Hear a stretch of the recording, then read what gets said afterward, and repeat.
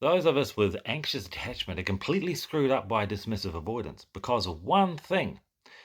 It's because we're addicted to being useful. Now, you might have heard me speak about this in other videos, but it's hardwired to us anxiouses. As a child, we became very, very good at preempting and predicting, anticipating, knowing how to read the room, whatever was needed for others ahead of our own needs so we could stay safe. In other words, it was hardwired into our nervous system that we need to keep other people happy. Otherwise, we can't feel safe. And that was true for us as a child. We can love that part of ourselves that adapted to that survival strategy. Functionally toxic, however. But because it's hardwired, we repeat that perpetually through life, and we don't really see a problem with it because being generous seems like a positive trait. But it's weaponized generosity. We're not doing it for no purpose. We're not doing it free of strings attached. We're doing it so we can get a sense of safety in reply.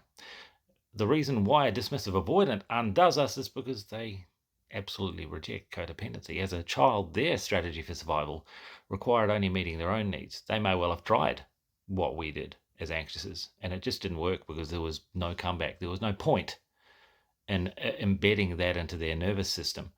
So meeting their own needs, that sense of hyper independence. And then we come up against as anxious as a dismissive avoidant, and we try to weaponize our generosity with them.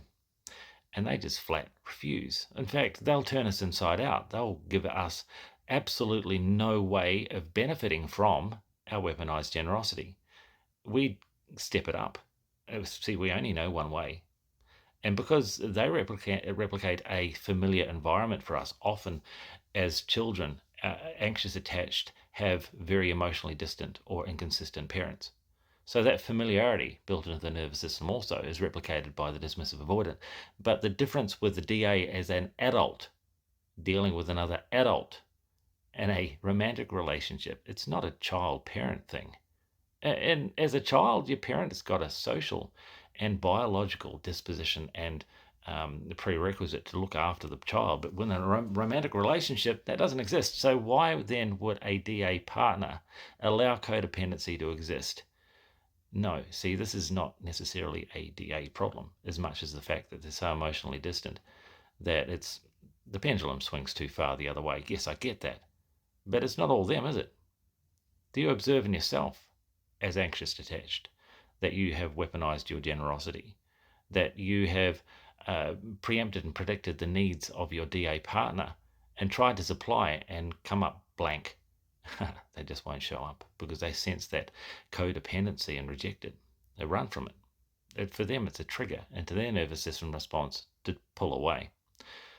If you want to learn how to get on better with your DA partner, then get on better with yourself first. This is an inner child problem. This is a childhood wound that has not been resolved, an untold story, an unexpressed emotion, an unmet need in you. Once you have dealt with that, you'll find that these traits of weaponized generosity that you're trying to initiate into your survival strategy with your partner are no longer required. And suddenly all these things that felt like co-regulation, you realize for the first time we're actually codependent. And once you eliminate those things and start to meet your own needs, things start to change. The DA feels more comfortable to stay present, and suddenly you're recognizing healthy traits in them that you didn't see before as well.